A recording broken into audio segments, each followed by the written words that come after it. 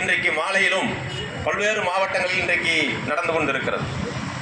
பெரியோர்களை, தமிழ்நாட்டில் மட்டுமல்ல, இந்தியா முழுவதும் விவசாயத்திற்கு அடுத்தபடியாக பெரும்பகுதி கோடிக்கணக்கான தொழிலாளர்கள் முறைசாரா தொழிலாளர்கள், கட்டுமான தொழிலாளியாக, மூளை சுமக்கிற தொழிலாளியாக, உப்பள தொழிலாளியாக, தீப்பெட்டி தொழிலாளியாக, சாலையோரத்தில் பணியாற்றக்கூடிய தொழிலாளர்களாக, ஆட்டோ வேன் ஓட்டக்கூடிய தொழிலாளியாக, மீன்பிடி தொழிலாளியாக, இப்படி முறைசாரா தொழிலாளர்கள் கிட்டத்தட்ட 40க்கும் மேற்பட்ட கோடிக்கணக்கான தொழிலாளர்கள் நேரடியாக இந்த பணிகளில் இன்றைக்கு ஈடுபட்டு கொண்டிருக்கிறார்கள். இந்த பணிகளில் பணியாற்றக்கூடிய தொழிலாளர்களுக்கு சுதந்திரம் கிடைத்த 77 ஆண்டுகள் நடந்து கொண்டிருக்கிற இந்த காலத்திலும் சமூக பாதுகாப்பை உறுதி செய்வதற்காக ஒரு நீண்ட நெடிய போராட்டத்தை தொடர்ச்சியாக நாம் நடத்தி கொண்டிருக்கிறோம். அப்படி போராட்டத்தினுடைய விளைவாக 1993ஆம் ஆண்டு உருவாக்கப்பட்ட கேரளா போன்று, மேற்கு வங்காளம் போன்று அன்றைக்கு இருந்த இடதுசாரி அரசுகளை போன்று தமிழ்நாட்டிலும் நலவாரியங்கள் என்பது உருவாக்கப்பட்டது. அப்படி உருவாக்கிய நலவாரியங்களில் தொழிலாளருடைய பிள்ளைகளுக்கு கல்வி நிதி, ஓய்வு பெற்றால் ஓய்வூதியம், அவருடைய விபத்தில் பலியானால் அவர்களுக்கான குடும்பத்திற்கான பாதுகாப்பு நிதி உள்ளிட்ட பல்வேறு நிதிகளை போராடி பெற்றிருக்கிற அந்த நலவாரியங்கள் மூலமாக செயல்படுத்த முடியும் என்று நாம் அந்த நலவாரியங்களில் நம்பிக்கையோடு தொழிலாளர்களை சேர்த்தோம். ஆனால் தமிழ்நாட்டில் நமது அமைப்பினுடைய நீண்ட நெடிய போராட்டத்திற்கு முன்பாக இதுவரையிலும் 19 நலவாரியங்கள் தமிழ்நாட்டில் உருவாக்கப்பட்டிருக்கிறது. முதலில் உருவான கட்டுமான தொழிலாளர் நலவாரியம், கடைசியாக உருவான உப்பு தொழிலாளர் நலவாரியம் வரையிலும்.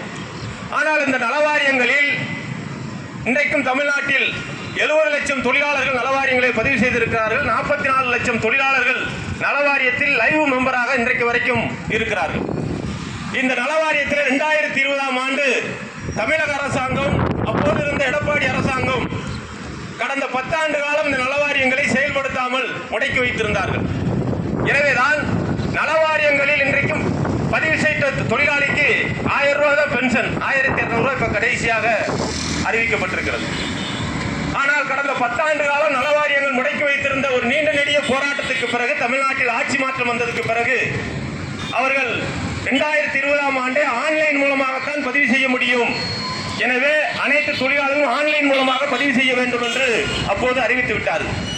அப்போதே சிஐடி சொன்னது, மின்சாரத்தை நம்பி இலை போடாத அப்படின்னு சொன்னோம். எனவே ஆன்லைனை நம்பி மட்டும் நாம் இருக்க முடியாது, அனைத்து ஆவணங்களையும் ஆவணப்பூர்வமாக நாம் ஏற்கனவே இருந்த நடைமுறையில் இருந்தது போன்று அரசாங்கம் தங்களுடைய ஆவணத்தில் வைத்திருக்க வேண்டும் என்று நாம் சொன்னோம். ஆனால் தமிழக அரசாங்கம், தொழிலாளர் துறை, நலவாரியம் கடந்த டிசம்பர் மாதம் பெய்த மழையில் அனைத்து ஆவணங்களும் அழிந்துவிட்டது.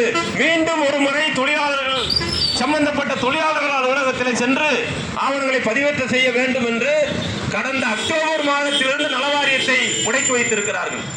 ஏன் நலவாரியத்தில் இந்த முடக்கம், ஏன் இதை செயல்படுத்த முடியாது அப்படின்னா, இந்த நலவாரியத்தில் இருக்கக்கூடிய பணங்களை வேறு துறைகளுக்கு செலவு செய்ய வேண்டும், நலவாரியத்தின் மீது நம்பிக்கை தொழிலாளர்களுக்கு குறைய வேண்டும் என்ற மிக மோசமான நிலைமையை தமிழ்நாட்டில் இருக்கிற தொழிலாளர் துறை உருவாக்கி கொண்டிருக்கிறது. எனவே இன்றைக்கும் தமிழ்நாட்டில் இருக்கிற கட்டுமான தொழிலாளர் நலவாரியத்தில் 6500 கோடி ரூபாய்க்கு மேல் இன்றைக்கும் இருக்கிறது. அதே போன்று இந்தியா முழுவதும் கட்டுமான தொழிலாளர் நலவாரியத்தில் 65,000 கோடிக்கு மேல நிதி இருக்கு. மற்ற நலவாரியங்களில் அரசு கையில பணம் கிடையாது. நிதியை உருவாக்க முடியுமா என்று சொன்னால் நிச்சயமாக உருவாக்க முடியும். நமது இந்த முறைசாரா தொழிலாளர்களுடைய உழைப்பின் மூலமாகத்தான் அரசுக்கு, மத்திய மாநில அரசுக்கு கிட்டத்தட்ட 37 லட்சம் கோடி ரூபாய் இந்த தொழிலாளர் உழைப்புகள் இருந்து பல்வேறு வகையில் ஜிஎஸ்டி வரியாக, பல்வேறு பொருட்களை ஏற்றி செல்லுகிற வரியாக இன்றைக்கும் அரசு கைக்கு வருது. அப்ப இந்த தொழிலாளர்களுக்கு சமூக பாதுகாப்பை உறுதி செய்வதற்கு, காலமெல்லாம் உழைத்துக் கொண்டிருக்கிற இந்த தொழிலாளருடைய பிள்ளைகளை படிக்க வைப்பதற்கு, ஓய்வு பெற்ற பின்பு அவருடைய வாழ்க்கையில் எந்த விதமான கஷ்டத்தையும் சந்திக்க விடாமல் ஓரளவு ஒரு கௌரவமான வாழ்க்கை வாழ்வதற்கான ஓய்வூதியம் வழங்குவதற்கு எது தடையாக இருக்கிறது? நிதி தான் தடையாக இருக்கிறது. எனவே இந்த நிதியை இவர்கள் உருவாக்குவதற்கு இன்றைக்கு தயாராக இல்லை. எனவேதான் சிஐடி மத்திய அரசாங்கத்திடம் தொடர்ச்சியாக குறைந்தபட்ச ஊதியம் 26,000 ரூபாய் உருவாக்க வேண்டும். வரக்கூடிய இந்த மாதம் 23ஆம் தேதி மத்திய அரசாங்கம் பட்ஜெட்டை அறிவிக்க இருக்கிறார்கள். புதிய 3வது முறை ஆட்சி பொறுப்புக்கு வந்த மோடி அரசாங்கம் பட்ஜெட்டை அறிவிக்க இருக்கிறது. எனவே 26,000 என்ற குறைந்தபட்ச ஊதியத்தை நீங்கள் அமுல்படுத்தப்பட வேண்டும். ஏற்கனவே தொழிலாளர்களுக்கு நீங்கள் விதித்திருக்கிற அந்த தொழிலாளர் நலச்சட்டம் அது 182 ரூபாய் ஒரு நாளைக்கு கொடுத்தா போதும் சொல்லி இருக்கக்கூடிய மோசமான சட்டத்தை கைவிட வேண்டும் என்று நாம சொல்லிக்கிட்டு இருக்கோம். அதே போன்று ஓய்வு பெறக்கூடிய காலத்தில் ஓய்வு பெறக்கூடிய தொழிலாளர்களுக்கு குறைந்தபட்சம் ஒரு மாதத்திற்கு 9,000 இருக்க வேண்டும் என்று நாம் சொல்றோம். ஆனால் தமிழக அரசாங்கம் இன்றைக்கு எவ்வளவு கொடுக்காங்க? நம்மளுடைய அமைப்பு சாரா கட்டுமான தொழிலாளருடைய ஓய்வு பெற்ற தொழிலாளிக்கு 1,200 ரூபாய் இன்றைக்கு அறிவிக்கப்பட்டிருக்கு. ஆனால் கட்டுமான தொழிலாளர் நலவாரிய கூட்டத்தில் முடிவானது என்ன? குறைந்தபட்சம் 3,000 வழங்க வேண்டும் என்பதால் அன்றைக்கு எடுத்த முடிவு. 37வது கூட்டத்தின் முடிவாக முதலமைச்சருடைய ஆணைக்காக இன்றைக்கும் அவருடைய டேபிள்ல இருக்கு. எது தடையாக இருக்கு? கட்டுமான தொழிலாளிக்கு 3,000 கொடுத்தா இதர அமைப்பு சாரா தொழிலாளர் நலவாரியங்களுக்கு 3,000 கொடுக்கிறதுக்கு பணம் ஒதுக்க வேண்டும். எனவே அதை எப்படி ஒதுக்குவது என்பதுதான் பிரச்சனை. எனவேதான் தமிழ்நாடு அரசு யோசிக்கணும். தமிழ்நாட்டுடைய ஒட்டுமொத்த தொழிலாளருடைய பிரச்சனைகளை, நலவாரியத்தில் இருக்கிற பிரச்சனைகளை கனிவோடு பரிசீலிக்க வேண்டும் என்று பல்வேறு போராட்டங்கள் வாயிலாக நாங்கள் சொன்னோம்.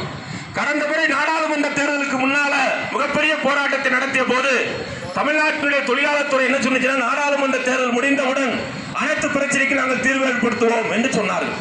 மார்க்சிஸ்ட் கம்யூனிஸ்ட் கட்சியுடைய மாநில செயலாளர் மரியாதைக்குரிய தோழர் கே. பாலகிருஷ்ணன் அவர்கள் முதலமைச்சருக்கு ஒரு வேண்டுகோளை முன்வைத்து, அவர் இந்த நலவாரியத்தில் இருக்கிற பிரச்சனைகளை தீர்க்க வேண்டும், மாத கணக்கில் ஆண்டு கணக்கில் கிடப்பில் இருக்கிற ஓய்வூதியம் பணப்பயன்களை உடனடியாக வழங்க வேண்டும், ஆன்லைனில் இருக்கக்கூடிய பிரச்சனைகளை சரியாகிற வரை நேரடியாக பல்வேறு நடவடிக்கைகளை நீங்கள் துவக்க வேண்டும் என்று கோரிக்கை வைத்த போது, கடந்த மாதம் 7ஆம் தேதி தொழிலாளர் துறை அமைச்சர் கணேசன் அவர்கள் அங்கீகரிக்கப்பட்ட தொழிற்சங்கத்தினுடைய தலைவர்களை அழைத்து சென்னையில் கூட்டம் நடத்தி ஆலோசனை நடத்தினார். என்ன சொன்னாரு? நாங்கள் இந்த சட்டமன்ற கூட்டத்தொடர் 24ஆம் தேதி நடக்கிற போது ஒரு